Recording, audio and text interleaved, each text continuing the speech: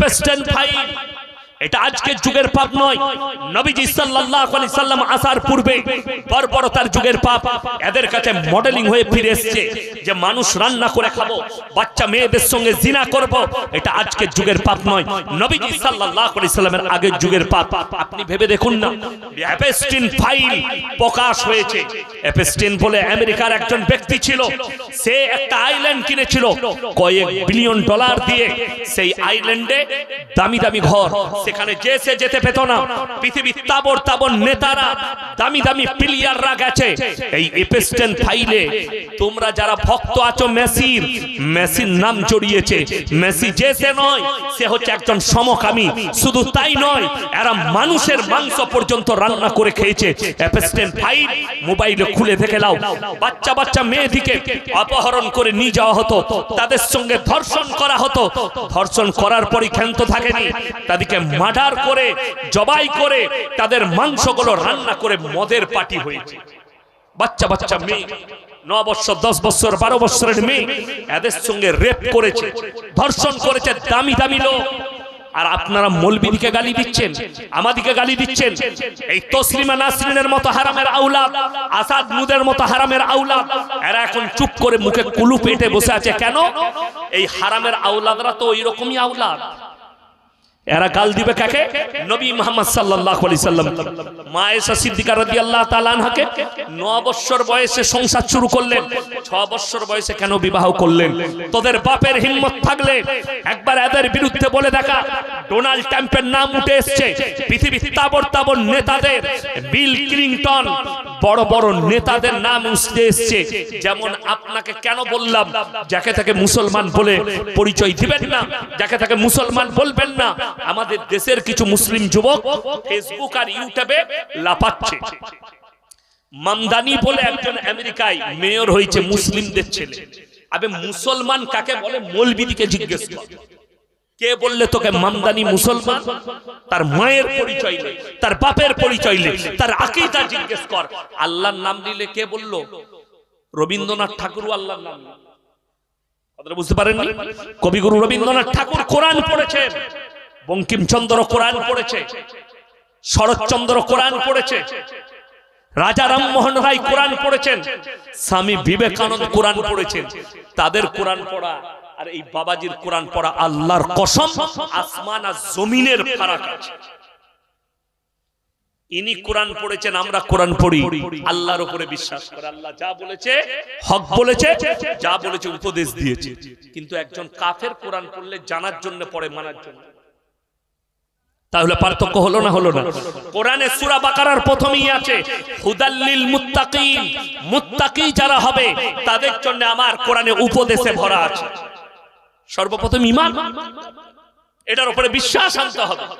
এরকম কোরআন বহুজন পড়ে, সে মুসলমান হয়ে যাবে না।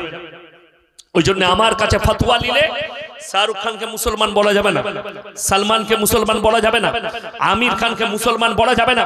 যতগুলো আর্টিস্ট আছে আর প্লেয়ার আছে তাদেরকে মুসলমান বলা যাবে না। আগে দেখতে হবে তার আকীদা কি।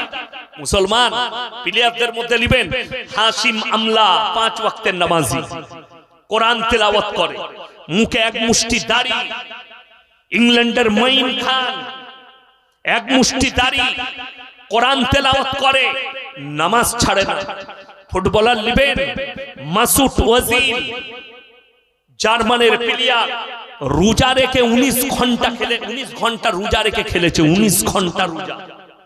যে বছরে বিশ্বকাপ খেলেছে মাসুদ ওজিল, খেলার মধ্যেই রোজা খুলেছে। এ হচ্ছে ঈমান। আর ভারতের, আমি নাম করব না, এ হারাম খোরদের ধর্মটা কি উনি নিজেও জানেন। নামটা মুসলমান হতে পারে, আব্দুর রহমান, আব্দুল জব্বার, আব্দুল সাত্তার, এই নাম রেখে দিলে মুসলমান হয় না। তার আকীদা দেখতে হবে কি আছে, তার বিশ্বাস দেখতে হবে কি আছে। আপনি যেদিকে দেখছেন পৃথিবীর মসনদে বসে আছে এক একটা ইবলিসের জন্ম দেয়া বাচ্চারা, বাচ্চাদের শরীরগুলোকে ভোগ করেছে। আপনি যদি দেখেন যারা মেয়ের বাপ আছেন, আপনার গায়ে লোম ঠাড়ো হয়ে যাবে যে এই বাচ্চা মেয়েগুলোকে এরা রেপ করেছে। শুধু তাই নয়, তাদের মাংসগুলো রান্না করে খেলো তারা। পৃথিবী শিউরে উঠেছে।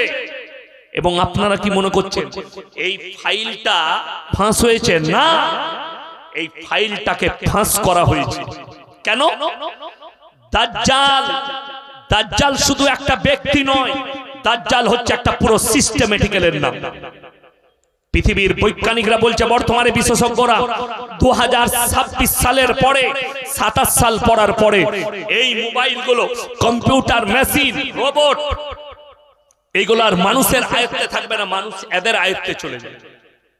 এটা আমরা বলিনি, বিশেষজ্ঞরা বলছে। এআই পদ্ধতি, দাজ্জাল কিভাবে একটা সিস্টেম, শুধু একটা ব্যক্তি নয়, পুরো সিস্টেম।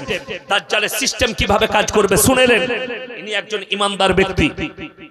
2030 সালের পরে এই যে পকেটে টাকা দেখতে পাচ্ছেন, টাকা বলে আর কিছু ক্যাশলেস, খালি দেখতে পাবেন মোবাইলটা খুলে আমার 5 লাখ আছে, আপনি দেখতে পাবেন খালি আপনার 10 লাখ আছে, আপনি দেখতে পাবেন আপনার 1 কোটি আছে, এইটুকু খালি দেখতে পাবেন, বাকি আপনার হাতে কিছু থাকবে না।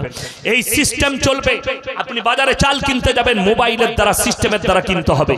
মোবাইলের দ্বারা সবকিছু, ফোন পে, গুগল পে, যত রকমের আরো অনেক কিছু বের হবে সিস্টেম, যেটার দ্বারা আপনি কিনবেন।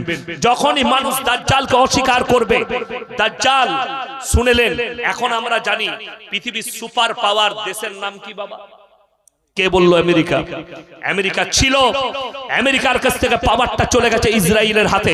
ইপেস্টেন কোনো আমেরিকাবাসী নয়, ইপেস্টেন হচ্ছে ইসরায়েলের মোসাদ বলেছে এজেন্ট আছে, সেই এজেন্টের একজন দালাল।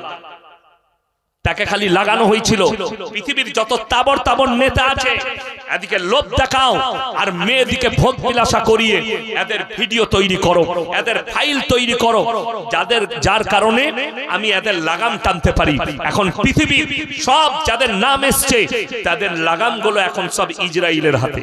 আপনি কি মনে করছেন আমেরিকার হাতে ফাইলটা? না, অরিজিনাল ফাইল আর অরিজিনাল ভিডিও ইসরায়েলের হাতে আছে, মোসাদের কাছে, ওই এজেন্টের কাছে আছে।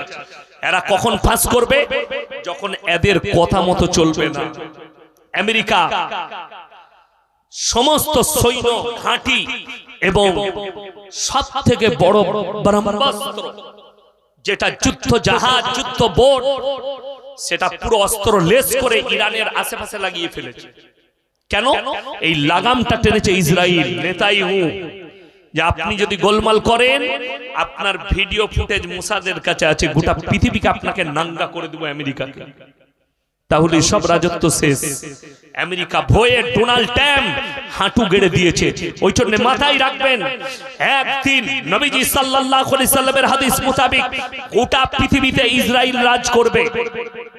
যে যতই ফুটানি করুক মৌলবীরা, আমি আপনি সে তিনি, ইসরায়েল গোটা পৃথিবীতে রাজ করবে। এটা কিয়ামতের আলামতের মধ্যে একটা আলামত। কেন? দাজ্জাল আসবে, দাজ্জাল এসে গোটা পৃথিবীকে ক্যাপচার করবে, পুরো সিস্টেমেটিক্যাল তাদের হাতে থাকবে। আপনাকে সিস্টেমের দ্বারা মৃত্যু দেওয়া হবে, আপনাকে সিস্টেমের দ্বারা শেষ করা হবে। কোন যারা অস্বীকার করবে তাদেরকে প্রথমেই সিস্টেমের দ্বারা মেরে ফেলবে, আর যাদেরকে কাছে পাবে তাদেরকে হত্যা করা হবে। আমার বন্ধুগণ, ওই জন্য ঈমানকে এখন থেকে মজবুত করুন, বলুন ইনশাআল্লাহ।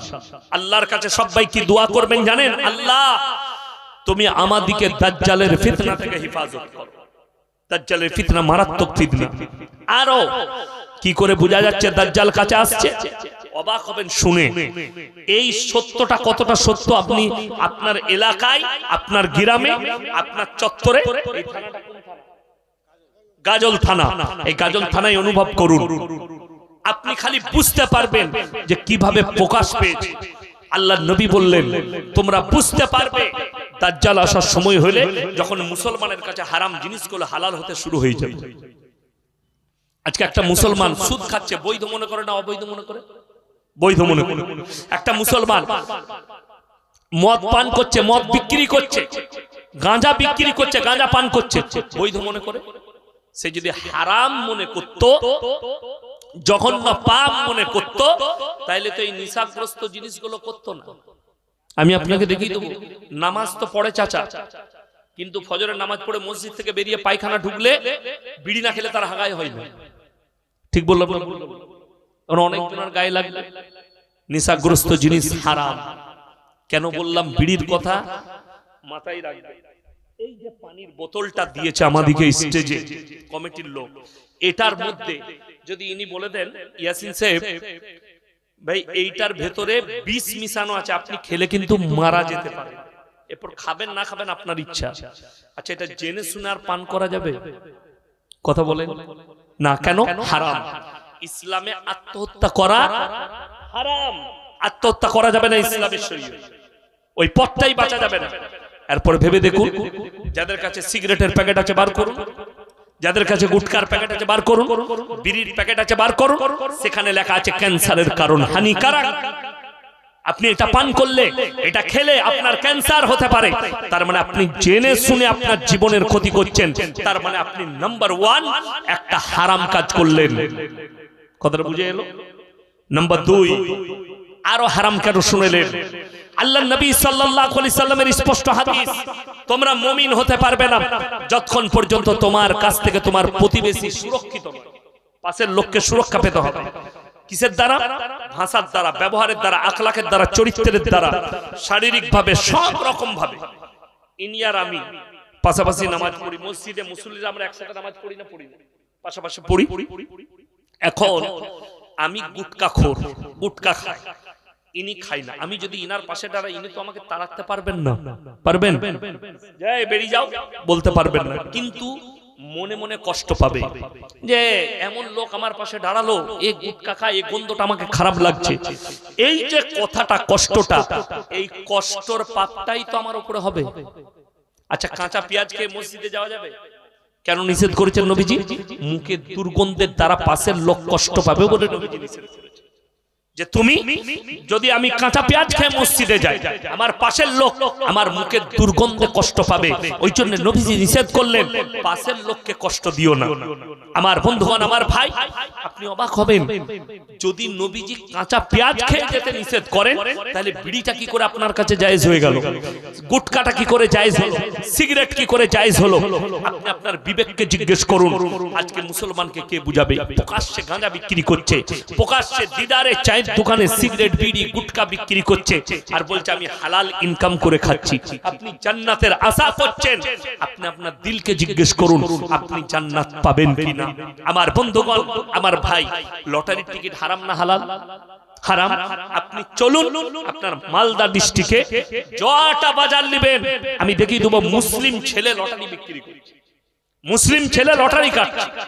তাহলে আপনি দোষটা কাকে দিবেন? আমাদের মৌলবীর দোষ। তুমি তো আমাদের মৌলবীকে মানোই না, তুমি তো ইমামকে মানোই না, আলেমদিকে মানো না। যদি মানতে, আলেমদিকে একটা জলসা করলে, পশ্চিম বাংলার মানুষকে বলছি, বাইক ক্যামেরা বলছি, যে যুবকরা জলসা করছো তাদেরকে অনুরোধ করছি, জলসা করলে সর্বপ্রথম এলাকার আলেম, গ্রামের মৌলবী, মসজিদের ইমাম, তাদেরকে নিয়ে পরামর্শ করো। মৌলভী সাহেব, আমরা একটা জলসা দেবো, বক্তা আপনারা সিলেক্ট করুন, বক্তা আপনারা বলে দেন, আর সুন্নত তরিকায় কি করে হয় জানো, কোনো হারাম কাজ না হয়, কোরআন হাদিসের আলোচনা হবে, এটা মৌলবীরা সিলেক্ট করবে। আমাদের দেশে এখন বক্তা ঠিক করছে কারা? গুটকাখোর, বিড়িখোর, গাঁজাখোর দিয়ে বক্তাকে না গান করনেওয়ালা, বক্তাকে না গাঁজাখুরি গল্প বলনেওয়ালা, এই তো হচ্ছে। তা না হলে আমাদের স্টেজে কি করে গুটকাখোররা চান্স পায়? আমি আপনাকে দেখিয়ে দেবো, মোবাইলে দেখেছেন দাউদ সে এখন শুরু করেছে, মালদাতে হয়েছিল আমার শুনে, আল্লাহ ঝামেলা শুরু। আমি তাড়াতাড়ি গিয়ে বললাম, ভাই এই মাল ওই দিকে চালাবে, এখানে চলো, তুমি নামো, হাঁটো। 10 মিনিটে তাকে নামিয়ে দিয়েছেন, হাঁটাও আগে, গাঁজাখুরি গল্প করতে এসেছে, একটা দাওয়াত নেই। আমার বন্ধুগণ, আলেমকে মর্যাদা দিতে শিখুন। এই জলসা, জলসায় মেলা বসবে কিনা, কিরকম দোকান থাকবে, কি সিস্টেমে থাকবে, মৌলবীরা ঠিক করবে, তোমরা নয়। যদি কেউ বলে আমি বাপের বেটা, আমি মাদ্রাসার কমিটিতে আছি, আমার কথা চলবে না, মানে তুই হাদিস কোরআন কি বুঝিস? ফুটানি করবি তো আমার থেকে বেশি বুঝিস, এই মৌলবীর থেকে বেশি বুঝিস, যে তুই এদের উপরে আঙ্গুল তুলবি না। মৌলভী সাহেব আপনি বলছেন ঠিক আছে, আলহামদুলিল্লাহ, এইটা ঠিক আছে, আমি কারো ভাই বোয়ানো লোক নয়, আল্লাহর কৃপায় আমাকে দাওয়াত দিবেন না দিবেন না দিবেন কোনো যায় আসে না। যদি বলেন তোমার মতো মৌলবীকে আর দাওয়াত দেবো না, আলহামদুলিল্লাহ কোনো অসুবিধা নেই। আমি তো গাড়িতে আস্তে আস্তে মালদায় একটা ডেট বুক করলো দাঁড়িয়ে সুজাপুর, ওই জন্যই তো আমাকে নেবেন না, অসুবিধা নাই। কিন্তু আমি যেটা বলছি হক করে যাচ্ছে। আপনি একটা জালসা করলে জালসাটা সুন্নাত তরিকায় কিভাবে হবে, মহিলাদেরকে সেফটি কিভাবে দেওয়া যাবে, এটাকে চিন্তাধারা নিতে হবে আপনাকে। মেয়েদের আসার রাস্তা আলাদা, সেই রাস্তায় বেটা ছেলে আসতে পাবে না। মেয়েদের যাবার রাস্তা আলাদা, সেখানে বেটা ছেলে যেতে পাবে না। বাজারে দোকান বসবে, চায়ের দোকান বসুক, জিলাপির দোকান বসুক, কিন্তু কোনো মনোহারি দোকান বসতে পাবে না। আপনাকে দেখিয়ে দেবো যে জিনিসটা হারাম সেই জিনিসটা মেলায় বিক্রি হচ্ছে। মূর্তি তৈরি করা, মূর্তি বিক্রি করা, তার উপাসনা করা, তিনটেই হারাম। আমাদের দেশে মেলা বসছে, জলসায় পুতুল বিক্রি হচ্ছে, যেটা ঘরে নিয়ে গেলে রহমতের ফেরেশতা আসবে, অথচ প্রকাশ্যে বিক্রি হচ্ছে। হাতে স্টাম্প মারা বিক্রি হচ্ছে, স্টাম্প মারা এসে বসে গেছে যে ছেলেদের হাতে স্টাম্প মারছে, মুসলিম ছেলেদের ঈমান আকীদাকে শেষ করছে। কে করে বসতে দিবে? জিলাপিওয়ালা, মিষ্টিওয়ালা, ফলওয়ালা, একজন আপনার পকোড়া ছাকছে, চপ ছাকছে বিক্রি, এবং সেখানে বোর্ড লেখা থাকবে এখানে কোনো মহিলাদের এন্ট্রি নেই। আপনার বিবিকে আপনি খাওয়াবেন, কিনে নিয়ে গিয়ে বাড়িতে দিয়ে আসুন না। প্যান্ডেলে বসে আছে, প্যান্ডেলে ধরিয়ে দেন, লিয়ে লাও, প্যান্ডেলে বসে খাও। লাস্টে যাবার সময় বাড়িতে কিনে নিয়ে যাবে, বাড়িতে বসে খাবে। আমি দোকানদার ভাই যারা আছেন, আমি তাদের বিরোধী নই, আমি হচ্ছে বিরোধী ওই জায়গা দোকান বসুক কিন্তু ছেলে মেয়ে এক কাছে হতে পাবে না। যারা মনে করছেন হুজুর বাজারে তো যাই, বাজারে মেয়েরা যায় না, যায় না, আমাদের মতো মৌলবিও থাকে, অনেক মেয়ে থাকে। এখন আপনি বলবেন হুজুর তাদেরকে কি বলবেন? শুনে রেখে দাও, তোমার বউ বাজারে যায় এটা তোমার দুর্বলতা, এটা কোরআন হাদিসের দুর্বলতা। মেয়েরা বাজারে বিনা কারণে যেতে পাবে না, তিনটা কারণ ছাড়া মায়েরা শুনে নেন, বাড়ির বাইরে যেতে পাবে না। নাম্বার 1, যদি শরীর খুব গুরুতর অসুস্থ হয় পর্দার সহিত ডাক্তারের কাছে যেতে পাবে। নাম্বার 2, কাছের আত্মীয় মারা গেলে সে যেতে পাবে। নাম্বার 3, হজ ফরজ হলে পর্দার সহিত হজ করতে যেতে পারে। তাছাড়া কোন পাপের বেটা মৌলবি দেখাতে পারবে না। বাজারে যাওয়া, বাজারে ঘোরা, মেলা ঘোরা, পার্কে যাওয়া, রেস্টুরেন্টে যাওয়া দেখাতে পারবে না। যদি আমি চ্যালেঞ্জ ছুড়ে বললাম কোন বাপের বেটা মৌলবি মুফতি যদি দেখিয়ে দেয় যেখানে ছেলে মেয়ে একসাথে পড়াশোনা করে, ছেলে মেয়ে একসাথে চাকরি করে, সেখানে একটা মেয়ের চাকরি করাই হারাম। আমার এই ফতোয়া যদি কোন মুফতি কোন মৌলবি কেটে দেয়, আমি আর কথা রাখবো না সমাজ। এবং যারা এখানে মাস্টার আছেন, শিক্ষিত লোক আছেন, লিখে নিয়ে যান। আমি মালদায় দলিল পেয়েছি, মালদা ডিস্ট্রিক্টে। কি জানেন? কোন মেয়ে যদি চাকরি করে, যতগুলো মেয়ে চাকরি করে, মেয়ে ছেলে চাকরি করে না, করে না, স্কুলের মাস্টার, ম্যাডাম, প্রফেসর অনেক আছে। মুসলিমদের কথা বলছি, আমি অমুসলিম ভাইদের কথা বলিনি, আমি অন্য ধর্মের সমালোচনা করতে আসিনি, আমি আমার ধর্মের কথা বলছি। ধরে নেন যে সমস্ত 100টা মুসলিমদের মেয়ে যদি চাকরি করে, তাদের মধ্যে 90টা দাম্পত্য জীবন সুখী নয়। কাগজ থেকে তা নোট করুন। আর যারা চাকরি করে তারা বুঝতেই পারছে, যার বউ চাকরি করে সে বুঝতে পারছে ইয়াসিন সাহেব সত্য বললো না মিথ্যা বললো। 90টা দাম্পত্য জীবন সুখী নয়। আমি মালদায় এক জায়গায় দাওয়াত ছিল, আমি জায়গার নাম করব না, তো আমাকে নিয়ে গেল অমুক মাস্টারের বাড়িতে থাকতে হবে। গেলাম, দিয়ে আমাকে বললে হুজুর চা খাবেন? আমি হ্যাঁ তাই একটু খাবো, করে নিয়ে আসুন। লাল চা না দুধ চা? বললে লাল চা। বলছে আমি বেশ ভালো বানাতে পারি। আমি কেন ভাবি নাই, মানে কোথা গেল বলতাম, সবাই চলে গেল। তারপরে বলল যে হুজুর দুঃখের কথা কি বলবো, কোন মানুষ যেন চাকরিজীবী মেয়েকে বিয়ে না করে। বলছে আমি যা কষ্ট বলছে, আর 40 বছর আমার মেয়ে চাকরি পেয়ে গেছে, ছেলে চাকরি পেয়েছে। বলছে 40টা বছর নিজে জামা কাচছি, নিজে ভাত খসিয়ে খায়, নিজে রান্না করে খায়। বলছে সে আর আমার কাছে থাকে না। এবার কোথায় থাকে আপনারাই বুঝতে পাচ্ছেন। ম্যাডাম যাচ্ছিল স্কুল, আই লাভ ইউ হয়েছে, এদিকে কাটিং করে মাল চলে গেছে। আমি আর কিছু বলবো না, সমঝদার কে লিয়ে সারা কাফি। কেন? শয়তান হচ্ছে মানুষের প্রকাশ্য দুশমন। আমি বলিনি ইসলাম ইজ দা সেফটি। কেন বলছি? মোবাইল খুলে দেখুন, বারাসাত থানার পুলিশ নবান্নকে রিপোর্ট দিয়েছে, সরকারকে রিপোর্ট দিয়েছে। আমি মোবাইলে দেখলাম, আমার জানা নেই। আমি মোবাইলে দেখে বলছি, সত্য মিথ্যা আল্লাহ জানে, সরকার জানে। দেখলাম বারাসাত থানার পুলিশ রিপোর্ট দিয়েছে 1 বছরের ভেতরে শুধু বারাসাতের মধ্যে 500টা বিবাহিত মেয়ে তারা পরকিয়া করে অন্যত্তরে পালিয়ে গেছে। তার মধ্যে ছেলের মাও আছে। নবীজির হাদিস শুনেলেন। কিয়ামতের যতগুলো আলামত আছে কোনগুলো প্রকাশ পেয়েছে শুনেলেন। নাম্বার 1, মসজিদ হচ্ছে আল্লাহর ঘর। যখন তোমরা দেখতে পাবে সেখানে দুনিয়াদারির কথা চলছে, ইমামের খুতবা চলবে, এরা দুনিয়ার কথা বলবে, জানবে কিয়ামত কাছে চলে এসেছে, একটা আলামত প্রকাশ হয়ে গেল, এখন পেয়ে গিয়েছে, প্রকাশ হয়ে গেছে। নাম্বার 2, রাস্তাঘাটে গাধার মতো নারী পুরুষ জিনা করতে লাগবে, কিয়ামতের নম্বর 2 আলামত। নাম্বার 3, নারীরা পোশাক পরবে তারপরেও ন্যাংটো থাকবে। নাম্বার 4, অবৈধ সন্তানের সমাজটা ভরে যাবে। নাম্বার 5, পরকিয়া বেড়ে যাবে, হারাম আওলাদের সমাজটা ভরে যাবে। নাম্বার 5, পরকিয়া বেড়ে যাবে। এবং নাম্বার 6, বর্বরতার যুগের পাপগুলো মডেলিং হয়ে ফিরে চলে আসবে। আজকে আমাদের মতো মৌলবীদিকে, এই মাদ্রাসাকে অনেকজন ছোট চোখে দেখে না। এই মৌলবীরা কি জানে? এদের কাছে কোরআন আছে, হাদিস আছে, এরা খালি মাসলা মাসাইল, এরা পর্দার কথা বলে, এরা নামাজের কথা বলে, এরা দ্বীনের কথা বলে। এই বাংলাদেশে একটা দল বেরিয়েছে, তার নাম হিজবুত তৌহিদ। তাদের ইমাম, বড় ইমামের নাম হচ্ছে সেলিম। সে হারামখোর, সিগারেটও খায়, গাঁজা মদ সব খায়, সে হচ্ছে ইমাম তাদের। সে বলে ছেলে মেয়ে পাশাপাশি দাঁড়িয়ে নামাজ পড়বে, কোনো অসুবিধা নেই, ও একসাথে বসে জলসা শুনবে, কোনো ব্যাপার নেই, মেয়েদের অধিকার আছে। আমি চিন্তা করলাম এই লোকটা হচ্ছে জিনাখোর, বদকার। কেন একে লোকে ইমাম মানছে শুনেলেন? এই আমাদের অনেক যুবক আছে, বাংলাদেশে একটা বক্তা আছে, তার নাম হচ্ছে আবরারুল হক আসিফ, খুব স্টাইলে কথা বলে। আমাদের মতো মৌলবীর সামনে দাঁড় করিয়ে তার শ্বাস নালী উপরে দেবো ইনশাআল্লাহ, এই শ্বাস নালীটা উপরে ফেলিয়ে দেবো। কেন? এই নিজেকে মৌলবী বলছে, এই যে কত যুবককে জিনায় লিপ্ত করেছে, এই জান্নাতে যাওয়া তো দূরের কথা, খুশবুটাও পাবে না হারাম। কেন? এই তো জলসায় প্রকাশ্যে বলছে প্রেম করা যায় যাচ্ছে, যে মেয়েটা ভালো লাগবে তাকে আই লাভ ইউ বলে দাও। আমি তো চিন্তা করেছি বাংলাদেশে গেলে খোঁজ নেবো ওর মা কোথায় থাকে, ওর মাকে আই লাভ ইউ বলে দেবো, আমার সাথে বিয়ে দিয়ে দিবে। কথাটা বুঝতে পারেন? হ্যাঁ, বিয়াদবি। এই যে মেয়েরা এখানে আসছে স্টেজে, আমার চোখে বিয়াদবি।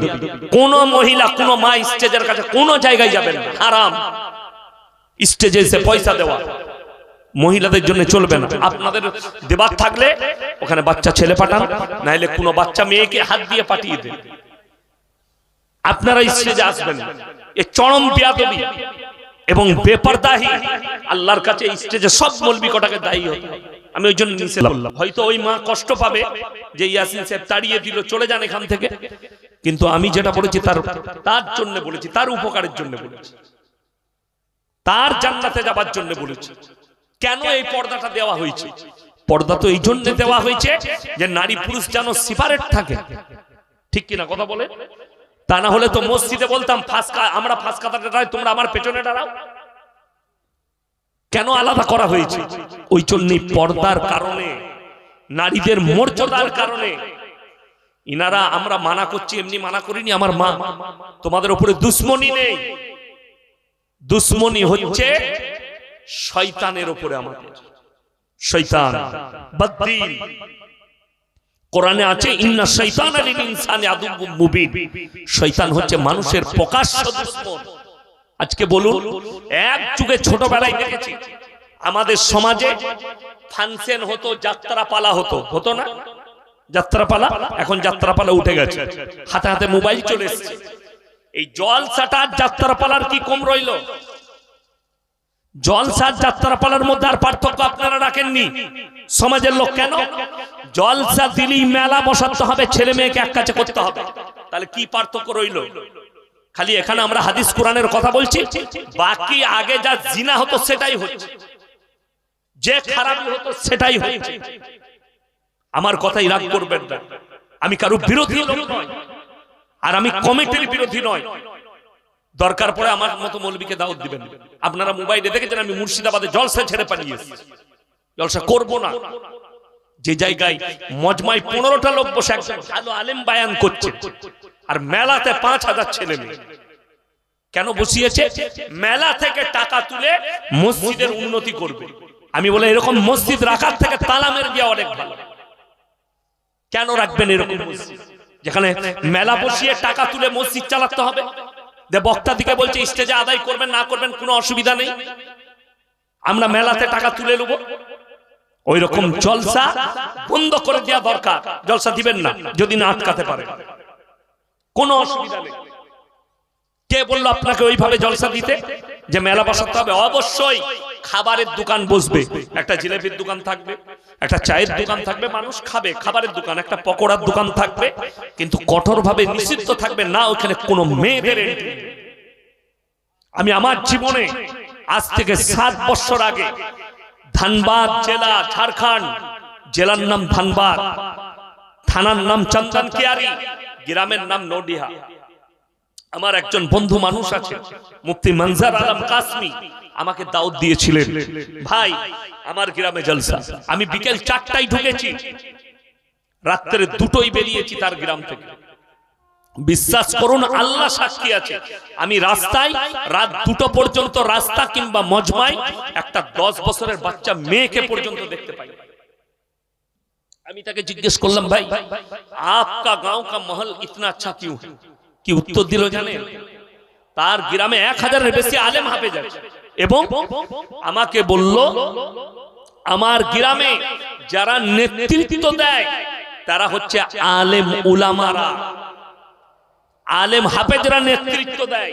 গ্রামের পরিবেশ, গ্রামের সবকিছু এদের হাতে। বড় কষ্ট লাগে কোথায় জানেন? বিহারের মুখ্যমন্ত্রী একটা মেয়ের হিজাব ধরে টেনেছে, কলকাতার ডাক্তার, তার জন্য আলোচনা সমালোচনা হয়েছে, ভালো মন্দ সবাই বলেছে। কেউ কেউ বলেছে আপনি বেটি সমাজকার খিস দি তো কি বড়ি বাত, নিজের মেয়ে মনে করে, পুতিন মনে করে টেনে দিয়েছে। আমি তাদেরকে বলতে চাই कि तुम्हारा बहन अगर बाजार में आएगी और मैं कपड़ा खींच दूंगा बहन समझकर, तुम छोड़ दोगे या जूतों से मारोगे?